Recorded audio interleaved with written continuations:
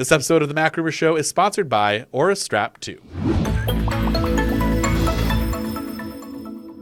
It kind of seems like we had an Apple event yesterday without really having an Apple event, right?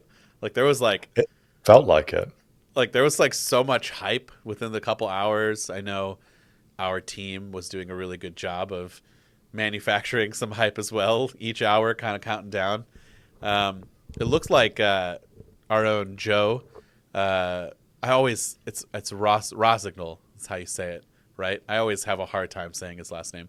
But anyways, he nailed it down, right? It was 11 a.m. Eastern time. It ended up getting correct or Yeah. becoming correct.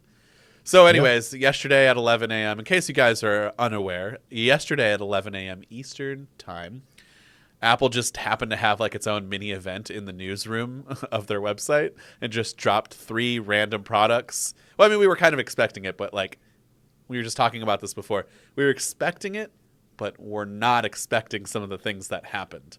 And so Yeah. I guess we can start. I mean, they're all very kind of underwhelming updates when you really look at it, except for the iPad. But let's start with, in my opinion, the most underwhelming update.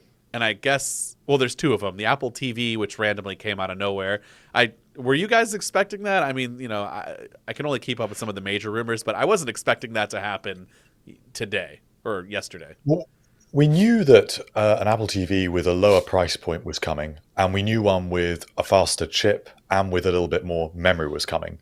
And I guess being a kind of a small update, there's no reason why that shouldn't have come out. We've got used to there being a long gap between Apple TV updates, but it was just a minor spec bump across the board, although maybe bigger than you'd give it credit for. Definitely bigger than the iPad Pro, unfortunately, which had shockingly little.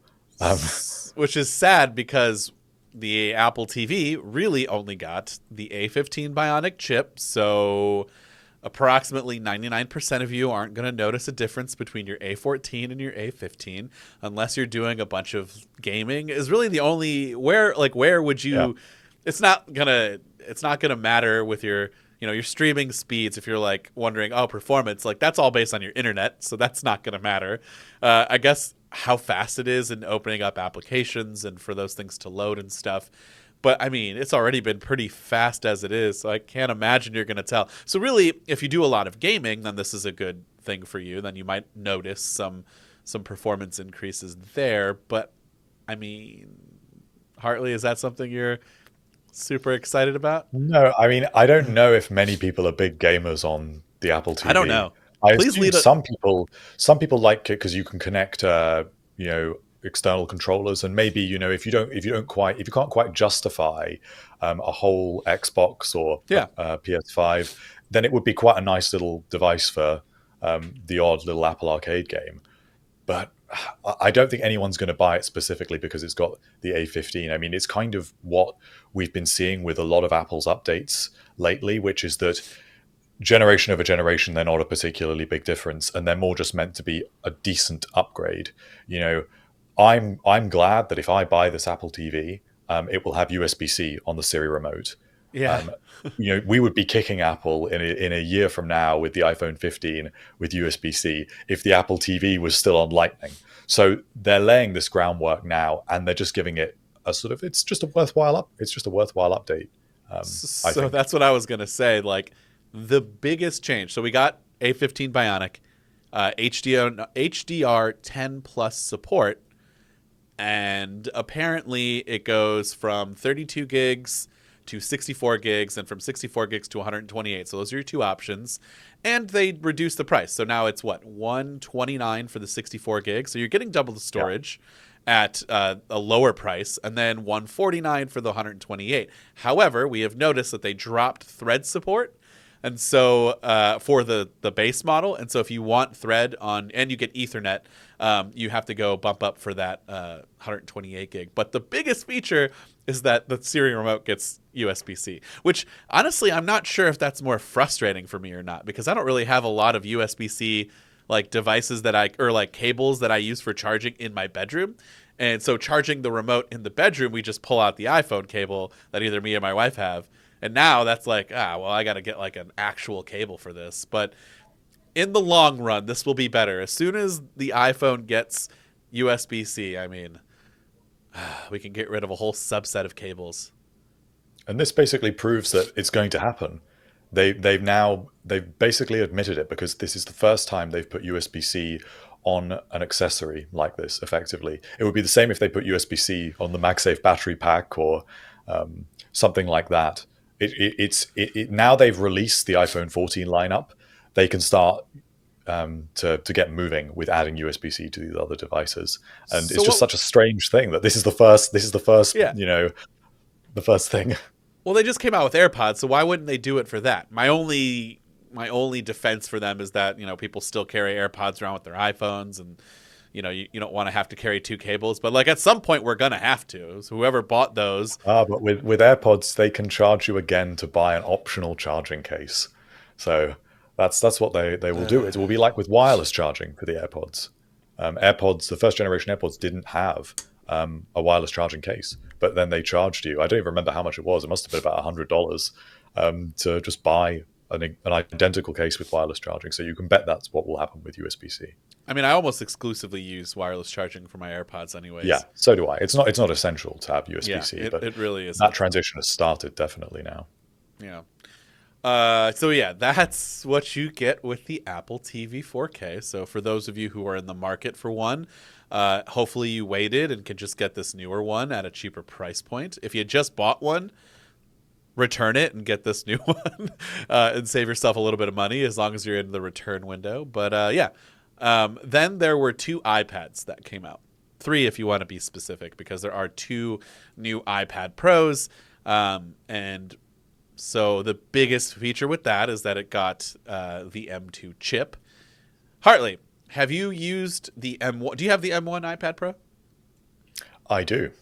Have you used the M1 iPad Pro to its fullest extent? Never.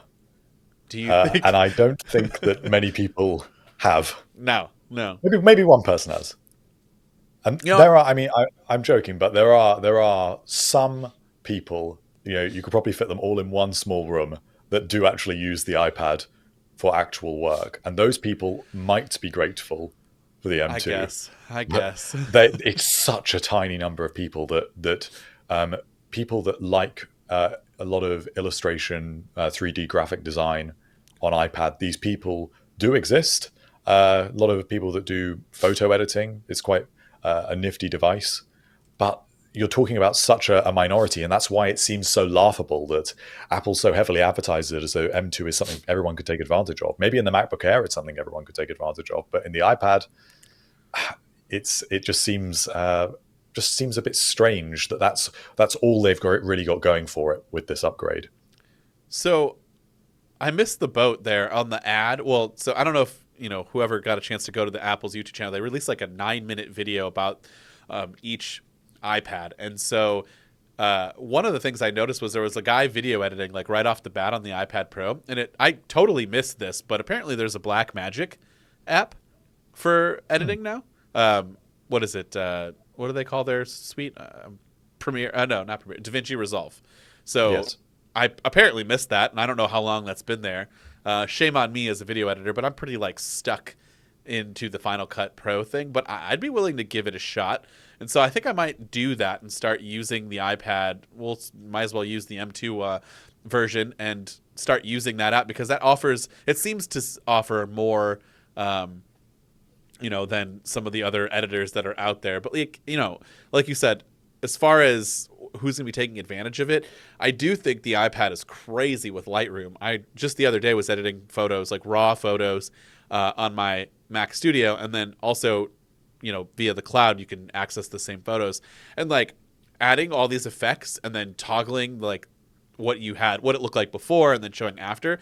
It was very kind of slow compared to my iPad. Like the iPad just crushed through that, like instantaneously touching, and letting go is how you do it on the iPad, and it immediately showed you what it looked like before and after. And then doing it on the Mac Studio is like kind of had like a second or two delay to it, which was crazy to think about. And then like processing and exporting the photos was much faster on the iPad, so I kind of fully switched to that. So it is strange how much better an iPad is than a lot of other machines these days, and we still can't fully utilize it because, well, iPad OS, which apparently is coming out soon. When is that? The 24th? Yeah, well, it will be on these new devices So yeah, with the Stage 26th. Manager and all of the issues that come with that. Stage Manager in all its glory. Real quick, everyone, I wanted to take a quick break to mention today's sponsor, Aura Strap 2 for Apple Watch. The Aura Strap 2 for Apple Watch transforms your favorite watch into an ultimate goal gainer by adding fat, muscle, and water level tracking to your daily routine. You can set your goal, understand body changes, be more attentive to your habits, and achieve your diet and fitness goals faster. The route to your dream body can be challenging, but Aura Strap 2 knows how to take it easier. The route to your dream body can be challenging, but Aura Strap 2 knows how to make it easier. Using Aura Strap 2, you can monitor how your body parameters change during your diet and workouts to ensure you're on the right track. You can use detailed reports to see your body's dynamics and find the smoothest and fastest possible way to build the body of your dream. You can get personalized recommendations based on your body composition data to follow your health and fitness journey, including meal preference and workout frequency. And you can also set your goal, track your progress, and follow personalized recommendations to meet your destination without overtraining. So for more information about Aura Strap 2, visit the link in the description down below.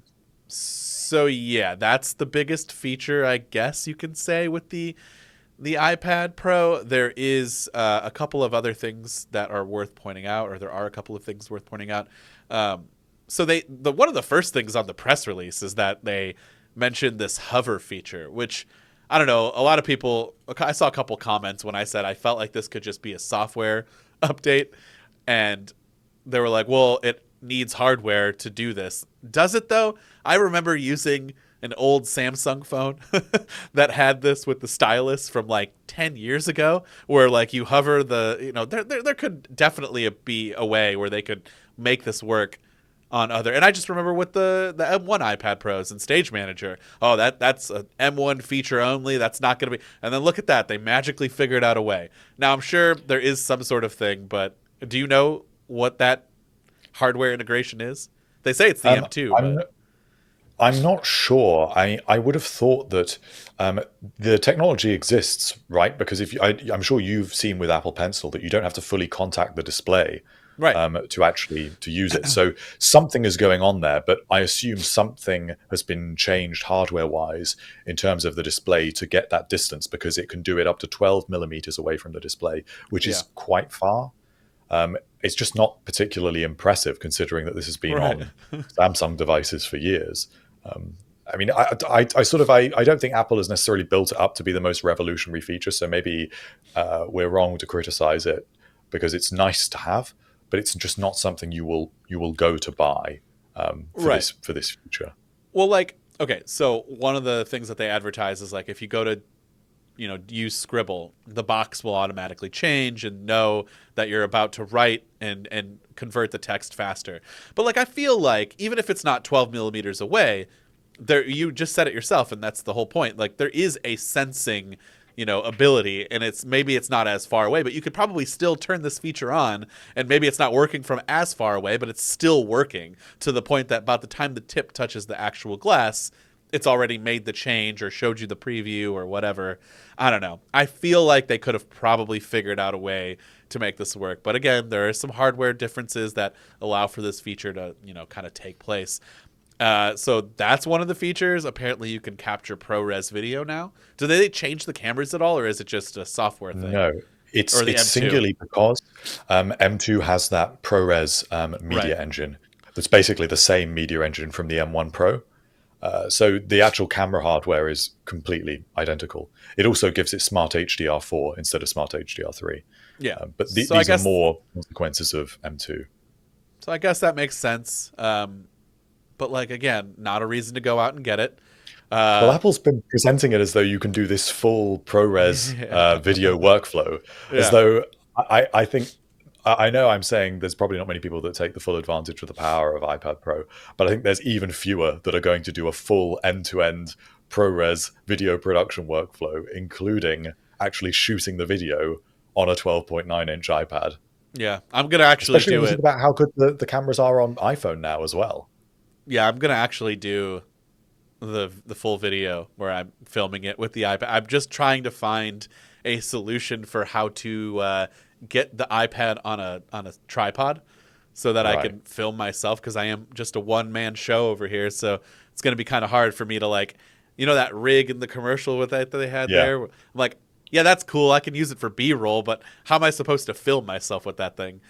So I'm gonna try it, and I'm gonna try to edit the full thing, and hopefully I have enough storage. I only went with 256 gigs, and ProRes video is, that could eat up a little bit. So hopefully I can try it. But yeah, again, average consumer, and I know these are pro tablets, but I still think a lot of average people who just want Well, a this is larger, pretty niche, even in the pro yeah, territory. yeah. I'm not sure that they're trying to present pro features that I'm not sure pros even know they want at all. 48 megapixel camera on the iPhone 14 Pro. I think most people get some benefit out of that, and people that do want to use their iPhone for photography get some use out of that. But does anyone really want ProRes video recording on their No. iPad? I don't No. know how many times I've even used the rear camera on my iPad. Maybe I used it to scan a document once. Um, I mean I've used it before in the past, but on the current I actually have this iPad Pro right here, the 2021 iPad Pro. I have never used the back camera ever. Not one bit. I know that some people use it for like interior design and using the yeah, for camera as AR. a for AR, yep. But I haven't even done that either. Actually, I could be lying. There's a possibility that I used it for AR for a video, um, but that wasn't intentional. It was just because I, Yeah. had to. And then super fast Wi-Fi 6E. All right, which I actually am kind of excited about because I'm getting a 6E router here within like the next couple of hours. So I'm excited to see if there really is like a major difference in speeds and performance and stuff. But And this is the again, first Apple device to have that. yeah. So I could do like a true test, with it last year's. I guess really it would be speed test, right? Like Yeah. efficiency throughout, like find like dead zones. I don't know, but I mean, again, not a huge reason to go out and upgrade. This is kind of one of those like if you have a 2020 iPad Pro or maybe the 2018 or older, and you're looking to get. Even then, I know, I it's know. it's it's really hard. I think the problem is the 2018 iPad Pro was so good, Yeah. and still holds up so well. I mean, it's basically the same design that they're still using. And unless maybe you bought last year's version with the 12.9-inch model with the mini LED display, which was a significant upgrade, and you got Thunderbolt, you got M1 for the first time for Stage Manager, that was a worthwhile upgrade. Well, so But that's what I'm this, saying. Well, that's what I'm saying with this one. Like, if you have an older one that doesn't have all of this, like, don't get it from the If you have a 2021 iPad Pro, there's no reason to get the 2022. At least in my mind, unless you think that M2 is really going to help whatever niche thing you're doing. Um, if the 2020 or older, you're going to be getting a huge upgrade just from last year's. So really, if you can find last year's model at a cheaper price, then go for that. But otherwise, if you're set on getting a new one, then I guess this will seem like a significant upgrade, but not due to the new range of features that you're getting yeah, this year. It's from last year's stuff, assuming you go 12.9. yes, I think that's the issue really. And I think the reason why Apple has done this is because this iPad Pro will probably be around for a long time. I would not be surprised if, like the previous generation iPad Pros, this is around for 18 months. So the next iPad Pro update could actually be in early 2024. That would make That's a sense to me. bummer. Because it's the 2024 update that we believe will be the next big overhaul. So timing wise, I can't really see a sort of another minor iPad update next year. I think to wait for 2024 when we're going to get a thinner design, OLED displays for the first time across both models, probably thinner bezels, and maybe wireless charging. That's when you're getting into something that is a bit of a more interesting overall package, especially if it is substantially thinner, which is what we believe it will be. That will be quite a striking change because I still think the iPad Pro is too heavy and too thick to be to take advantage of being genuinely portable in a way that an iPad really should be. Especially when you compare it with you carry it around with the Magic Keyboard. Yeah. The 12.9-inch iPad Pro is so heavy. So, do you think that could be the same time frame as the foldable iPad? It's in that territory, but the foldable would probably have to come maybe the year after 2025. I think Okay. it's pretty unlikely that that will come at the same time because Apple's got to get over this hurdle and get to the next iPad Pro redesign. Um, Although, of course, we'll have to see. There's any number of variables that could change because we know that they wanted to get OLED iPad Pros out a lot earlier. Although, sort of that makes me think actually that really the whole story of this iPad Pro is not to be too bleak about it, but it's sort of like the story of failure because everything we've heard rumored just hasn't got into this product by now. We haven't got OLED. We didn't get wireless charging. We didn't get any camera upgrades. Yeah, we got So nothing. We got nothing. no mini LED on the 11-inch model. Which is, It I don't know. That's so weird. Yeah, it's really the case that Apple started from somewhere, kind of like they did with the AirPods Max, and then they've just admitted by the time they've reached launch that they can't get it Yeah. in there. Um. So So yeah, that's the iPad Pro. I mean, we're really flying through this mini online press release only event because the last thing, which is the most significant thing, is the new iPad, like the original iPad, no other name to it.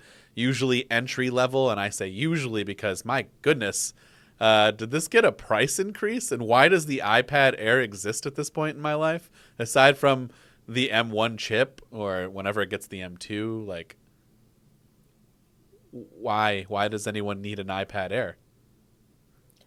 that's the difficulty that Apple has now created. The iPad lineup is probably now the messiest lineup of any of their products. Why do they do this? The feature split is so confusing, and the way that it has all been priced. I think it will sort itself out. I can imagine that again by the time we reach 2024, once the new 10th generation iPad and that form factor becomes the entry level model, and it comes down in price, and maybe the iPad Air has just gone away. Then maybe I'm it will wondering if they're make sense. transitioning from the Air name, like in all aspects, eventually just making it easier to be. Well, this is what I would do if I was an Apple executive, is make the original name for everything. iPhone, iPad, MacBook.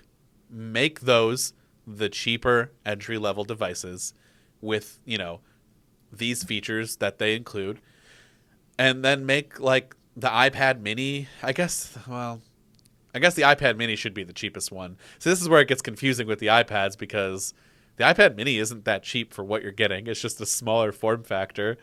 Yeah. I don't even know what's the price anymore on that. Is it the same price as this iPad? Uh, honestly, I am so confused with the pricing of the iPads at this I'm point gonna. because they've changed them around the world, and I look at UK prices. I'm And pulling it up. just a little comment for our poor UK listeners.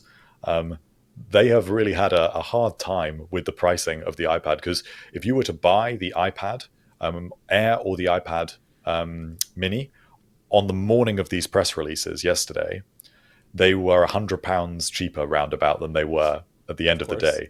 That is a huge amount of difference. So, they've also made the iPad Mini more expensive than the new entry level iPad, and it Okay. wasn't. So I'm very confused about it all. You'll have to tell me what US So pricing is. I'm gonna try to bring up my screen here. Okay, so you can see it. Um, Here is the new iPad. And by the way, we haven't mentioned it yet, but it got completely redesigned. There's no more home button. It basically just looks like an iPad Air. It turns out they still kept the ninth generation, so that's going to be the entry level then, right? Yes, yeah, and it hasn't changed price, storage configurations. They're all exactly the same. What they've Yeah. effectively done here is slid a brand new iPad between the Why? entry level and the iPad Air. Yeah. Yeah, very, So very strange. they gave us a new thing. It's basically the exact same as an iPad Air, minus some of the internal stuff that we got going on, and a couple of different So things. the display isn't as good. Okay. It doesn't have M1, which means it can't Right. use Stage Manager, which No most pin people would probably connector be here. grateful for. Yeah, there's no smart connector, which means you can't use the Magic Keyboard. It has to use its own Keyboard Folio accessory. Which I think looks kind of And cool, honestly. oh yeah, it's better than than the Magic Keyboard Folio because the keyboard comes off and it has a Yeah. kickstand. Yeah. And also it has function keys. So other than backlighting, this is a better package than what you get Well, on the top of the line 12.9-inch iPad Pro. well, assuming you don't want to use it on your lap, because there's That's true. no chance you're going to use this on your lap. I remember It's when basically like a Surface now, right? yeah, yeah, and That's that's sort of the design they've gone for. I don't know, man. I like that. I like, it looks nice. It comes in new colors. You got silver, and for those of you who are watching at home, you can see yellow, which is what I ordered just to spice things up. We've got this pink color and then blue. I mean, it's a cool looking iPad. It just doesn't make sense from a pricing standpoint anymore. I wish if they would have made this that $329 price, I mean, these things would sell out immediately. They might still sell out immediately just because what you're getting. There are a couple of new features too. Well, one major thing that comes to mind, you get a landscape camera. Don't know why they couldn't figure that out for the iPad Pro, because if there was ever a device that needs a landscape camera, I get it. There's probably something with FaceTime, with the Oh Face no, ID. this is a whole rabbit hole we're going to have to go down right Why? now. You don't think it makes sense to have it on there? Oh, it makes total sense. But the Okay, yeah. reason why they haven't done it is because if you think about your iPad Pro, what is in that location is the wireless charger and the magnets for the second generation Apple Pencil. Well, then move that. So they'd have to make the Apple Pencil smaller in order to do that. And of course, this leads us to the biggest controversy around this device, which has been one of the more strange and ridiculous things that Apple has done for a very, very long time, which is despite having the square design and despite having a USB-C port, which is one of the other big changes, this iPad does not support the second generation Apple Pencil. It Yes. only supports the first generation, which has a Lightning connector. So in order to charge and pair your Apple Pencil, you need to use an adapter to charge Yep. your Apple Pencil via a wired connection, and it's an all Lightning package Yeah, I'm gonna find it here. Look at this little thing. You need this USB-C to Apple Pencil adapter. They don't to even call it charge. Lightning. They're too ashamed to call it Lightning, so they call it Apple Pencil adapter. Yeah, I mean, if you already thought it was ridiculous to charge your iPad this way the first time, boy, wait till you stick this little adapter on it and make it look even worse. So it's a very, very strange decision from Apple there, because what they've effectively done is chosen to have the landscape camera over support for the second generation Apple Pencil. I mean, maybe they had loads of first generation Apple Pencils lying around and they need to sell them. And that's why I guess they've offered I it don't in know. this way. And maybe with the iPad redesign we'll get in 2024, there will be a smaller Apple Pencil, or it will exist on the side of the device, or there will be something that means this makes sense. But for Yeah, now, it's just hard to get around how strange and silly that seems, that you have a Lightning way of charging and pairing on a USB-C device, I especially didn't when these accessories are marketed together. Anyways, I'm looking at this. This is the iPad breakdown for those who are, and they have it by size here, I think, because they don't have it by price. So yeah, I mean, why would you buy an iPad Mini unless you really want a small iPad Mini, or you really want a small iPad? It's $500. This new iPad is $449. The iPad before this new one is $329. Then there's an iPad Air for $599 and an iPad Pro for $799. Now, my personal opinion, unless you need that extra boost in performance and the display is really that bad, is it a resolution thing or is it just thicker bezels kind of thing? The bezels and the display size are exactly the same. The differences are that it's a laminated display, and it doesn't Yeah. have a anti-reflective coating, Yeah. and it also doesn't have P3 wide color. So it is quite different, but just the average person probably won't care. No, I don't think they would. So, like, I don't know. I don't think there's any reason to get this one. And if you're really just trying to save money, just the iPad 9 generation is still really good. It just doesn't look as nice as the new one. And you don't Yeah, need to get an I would adapter, so I mean, you could save yourself some money. I would pretty much agree. I think I would suggest most people who just want an iPad, this new iPad is probably the best possible thing for them. But the iPad Air now exists in a very strange place.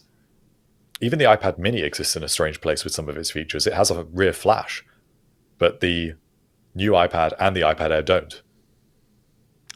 I think the iPad Mini and the iPad Air are borderline like I can't consider them. They're not considerable in my opinion. Like I cannot like they're unrecommendable. Is that a word? That's what I was going for. Like I cannot recommend you buy those unless you have very specific needs. If you're looking for a lot of power, obviously you got the iPad Pro. If you're looking basically for like a laptop replacement, you can do the iPad Pro. If you're looking for something that's kind of borderline where like, I don't know, people at home who just want to send an email or something, look up something online and want a keyboard and mouse experience, you can still get that with now the new iPad with that Folio. And you can get the rest of the benefits of having an iPad and playing games and, browsing the web and watching videos. Like it's still perfect for all of that stuff. What do you need the Air for? You want like a little bit extra power and a better screen. I guess if you really do notice that and you want to use the Magic Keyboard for a slightly better experience, but that's so much more money to add that all together. And the iPad Mini can't really do any of that stuff besides be an iPad in a smaller form factor. I understand the iPad Mini a little more because some people do just love that form factor. It's so And it's expensive particularly though. good for kids or people that want to just read on their iPad, want something that's a little bit better for just one-handed use. I understand that better. It's the iPad Air where this conflict exists. And if Stage Manager was a more compelling feature, which is maybe what Apple was going for, it would make more sense. But like, But I don't know, it's man. otherwise very hard to justify. I still think that you're getting a lot less with the iPad Mini in terms of like the size, the battery life, all of that stuff compared to just the regular new iPad that got announced, and you're spending $50 more. That doesn't make any sense. Maybe it But should I be think priced that's at three because ninety people nine. that buy iPad Mini don't buy it because it's an iPad, they buy it because it's small. Yeah. So there is a reason to buy it in a way that I don't think there's a reason to buy the iPad Air. Unless maybe if you're maybe a student and you want the Apple Pencil 2, you want the convenience of a good note-taking experience, Sure. you do want Stage Manager, and you do need a bit better performance because the A14 is comparatively quite old now, and you do want the Magic Keyboard to be able to use it on your lap, then in that situation, the iPad Air just about makes sense to me if you don't want to shell out for the iPad Pro. Yeah. But it's But even then, I would it's very still difficult. try to push you towards the 11-inch iPad Pro. Well, you would get ProMotion in that case, and you would get the better speakers. You would get, I believe it's a brighter display. Yeah. Apple Pencil Hover now, something else you would get Mm-hmm. for your note taking. And obviously you get the LiDAR scanner, the better camera setup, which does make a little more sense on a smaller device, I think. Yeah. I don't know. I just think that this iPad lineup is, like you said, a huge mess. I guess we can both agree that the Air is unrecommendable. I don't know why, unless again you fit in those very specific needs, and then it's all about just saving as much money as possible while getting those needs. This is where I think they should just morph the iPad Air and the new iPad into one I specific agree. product. And I would even take the iPad mini and make the iPad mini identical to this iPad, just in two different screen sizes. Have a small one and But you got to make it a full cheaper. size You one. have to make it cheaper. Yes, Yeah. yeah, it would have to be cheaper in that instance, but it would sit better in the Yeah. lineup That's as fine. like an iPad for kids at that Yeah. price point. I think Because that would be really popular. I'm being honest with you. If you're like, hey, you got to buy your kid an iPad, which one are you going to get? It's not going to be the mini. I don't care that it's small and good for their, it would be, hey, put this thing on a table if you can't hold it and interact with the $329 one because I'm saving all of that money and you don't care about the specs. You just want to play whatever game or watch a TV show or something on it and they won't care. So I just give my kids, when we rarely do give them tablets, but when we do, I just give them whatever one I have, extra lying around. And it usually is the one that I try to trust them with is the older, I think it's the 8th gen iPad. It's perfect for them. I don't need anything more than that. Yeah, and that's why the iPad mini might make sense as more of a true entry level product, as it was when we go right back into the iPad mini's history. But then there are people, it's a bit like the iPhone mini size. The mini style devices appeal to the absolute entry level, but also there is a niche of customers at the high end that love the size and love the form factor. To a Mini And Pro. Wasn't that a yeah, rumor for a and I while? think that there was a little bit of a rumor about that. I think it would be really popular in the same way that I think an iPhone Pro Mini would also be really popular. I know I would buy one, and so maybe I'm biased. But I think that Pro doesn't always mean bigger. And I think Apple should realize that there are customers that prefer the ergonomic benefits of a smaller device. But you can see they're doing this across everything now. They're going to do it with the iPhone again next year. They're going to put iPhone 15 Ultra at the top of the lineup with unique features like the periscope camera. We see it with the iPad Pro, where the bigger model is the only one to get mini LED. So this fragmentation is occurring everywhere, where you're being pushed up to bigger devices with more features.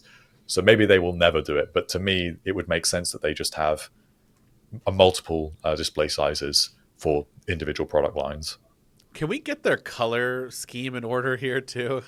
Oh, I was hoping you were going to mention this because this is the one of What the is this? things Look that at bugs me the most. we're looking at all the colors here. For those of you who are listening in the car, you unfortunately are missing out again. But look at you see these little dots, right? There's these little dots underneath each iPad, and here we have different shades of virtually the same colors for the most part, except for this random new pink color that just dropped for the first time on an iPad. I mean, we used to have like this light pink, but this is like a hot pink, right? I don't know my colors. Well, I can't. I don't really know where to start with the state of the color options. I thought Apple was finally this year course correcting by introducing both Starlight and Silver Yes. on everything new, even though Starlight is a waste of a color because it's neither silver nor gold. So I don't really know who Starlight is pleasing. I kind of like Um, Starlight, but I don't mind if it's I don't. gone. I I don't don't. mind it. It does look nice on the Apple Watch, I will admit. When it's paired with the Starlight Band, I do quite like it. Yeah. But it just is strange to replace both silver and gold with it. And this was my issue for a long time, that the entry-level devices were only offered in Starlight, which meant that then when you had something like an iPad mini and a MacBook Pro, they didn't match. And that bothered me. And then this year, Apple has decided to start reintroducing a silver option on a lot of its devices, except on the iPad Air, which earlier this year was only available in Starlight for the first time. And now this new iPad is only in silver, but not in Starlight. So I just can't win. Either way, it's going to always now be the case that there's no space gray for this. You can get midnight for that, but on this one, you can choose from both. And maybe you like blue, but you're not going to get the same blue on two devices. No, they're going to be a really horribly I, clashing f- two blues. I feel like Apple is doing this just to troll you. Like, At we this know point, they've listened. We I, know they know about our podcast. We know firsthand. We know they have potentially listened to some. I don't think they're listening to all, but we know that they're out there. Someone's there, and they're doing this to troll you and everyone well, else. it's working. It's Yeah. working. Um, I don't see how it can be fixed now. The colors are just Can I get an a orange mess. iPad, please, or an orange like what you Apple? You did a great job with the Ultra and these orange accents. It looks really nice. Like, let's just throw out a full body. Let's see how it does. I know people might think it's a little too much, but I will say I think that the brighter, sort of poppier colors for this new iPad are really nice. yeah, I think it's very befitting of the character of this iPad as a cheaper, more fun iPad. It's definitely how this device should be offered rather than before when it was just offered in space gray and silver. They're really saturated. I think when they released the iPad Air and even the MacBook Air, people really wanted these sorts of colors. So it's great to see just such a vibrant yellow and a vibrant red in particular. The blue, it's not so interesting, I wait. think. Do these colors even match the iMac? Oh no, not at all. Uh, The iMac sort of kind of matched some of the AirPods Max, Not but even also close. doesn't. And also the iMac's confusing because the red one is not product red; they call it pink, even though it's very clearly red. Um, I was kind of the hoping whole it thing it is was confusing. matching this yellow because I kind of like that like mustardy gold, like darker yellow Yeah, on the iMac. And I kind of thought it was like very similar, but now that I'm looking at it, these are much more vibrant. no, they all clash. I think that most users now who have several Apple devices will not have matching colors somewhere. The more Apple devices you have, the higher risk you have of those not being matching. Unless you go all pro all the time and have silver, something will be mismatching. Apple, what are you doing, man? What are you doing? Like, I don't understand. I think they because they treat them like fashion products where they just choose a nice palette of colors for a single product and imagine how it will look in those marketing photos and give it a distinct feel and a distinct look, which works for those marketing images. But I can't be the only person that just sits there looking at a Starlight product next to a silver product and just thinking this is just irritating. When you pay a It's lot tr- of money to have things, be part of an ecosystem that is consistent and goes together. You shouldn't have got me started on this rant, Dan. I'm It's always sorry. a dangerous topic for me. Hey, at least the AirPods have remained the same color for years. Yeah, well, that's why They silver and match white is nothing. always a safe bet, or at Yeah. least I thought it was until Starlight. Um, Wow. So that's it. There was just a nice little Tuesday press dropping of some products. For those of you who want the iPads, those are available to order right now, and you can get them on October 26th. And then the Apple TV 4K weirdly is available now, but you get that on the 4th, I believe, of November. In which case, you have to wait a bit longer. I don't know why, but that's just what Apple's doing. Um, yeah, I don't know. Let me know. Let us know in the comments if you bought any of this stuff. I mean, I'll have some videos up, but I just can't imagine that it's going to be anything crazy. We'll see. I'm what are you excited. most interested to take a look at, do you think? I don't know. I'm always excited about the iPad Pro, even though it's like it's always been. We've talked about this many times, and I think a lot of people have mentioned this. It is the one product we all love and we never use. And I just like we love it and I love the idea of it. And then when I go to use it, I use it for a little bit and I'm like, all right, that was fun. Back to my Mac. And that's just mostly because of software. But so I mean, I guess I'll be excited. That's like, ooh, new iPad, but that'll very quickly wear off once I realize it's exactly the same. But I guess the new iPad with all the crazy colors and design and really the Folio keyboard, I'm excited to test that out. It's got a nice little Yeah, trackpad that'll be added to interesting. it. Yeah. The last Folio that they had for some of these iPads did not have a trackpad because that was a little before its time of Apple introducing that into the software. So like you said, this one's kind of cool. I didn't even realize that it like detaches and then gives you like one of those back paneling, like a Surface, like you said.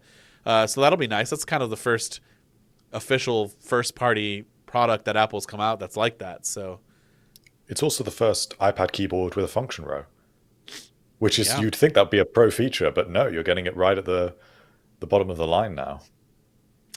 But weird. not if you buy your, $1,200 iPad Pro. Which thankfully they weren't making us buy another Magic Keyboard to go with it. So I guess Wouldn't have put it past them, but I yeah, thought for sure there I was going to be guess a new that's one. fine. I get very overwhelmed when there's drops like these via press release because I don't know what accessories are new, and I'm like, wait, what's going on? What do I need to buy? Like, what needs to go with it? But you know, I don't know. That's really it. I don't have much else to say. I'm surprised we went 43 minutes of this. It was quite a lot. I think it was quite a lot that was unveiled, and it may not even be over yet because we're still expecting new Macs before the end of the Yeah, year. yeah. Briefly We may explain have what another else. day. What else do we still have left? So the one thing that we're most sure of seeing is updated MacBook Pros, which will also probably be via press release because it's just going to be an update to the as yet unannounced M2 Pro and M2 Max chips. Whether there'll be any other extra little features, like kind of on the level of Apple Pencil Hover, where they don't have much of a fanfare, we don't know, but we know that is coming. There's a chance of Mac Mini. There is a very low chance of Mac Pro. Which is weird And because we know it who exists. knows? Yeah, but I think that will be the reason why I think that's low chance is because they probably want to save that for an event. And there could be something like AirPods Max color refresh before the holidays. I think that would go down well. But really, it's the MacBook Pros that we're waiting for now. Although I wouldn't, I would say don't buy one right now because there'll be a new one in the not too distant future. But I wouldn't be too excited about it. 14 and 16-inch ones, by the way, is what we're talking about. There's already, Yes. if you're in the 13-inch, there's already a new M2 that you could go get. I would advise against that unless you just want a 13-inch entry-level MacBook Pro.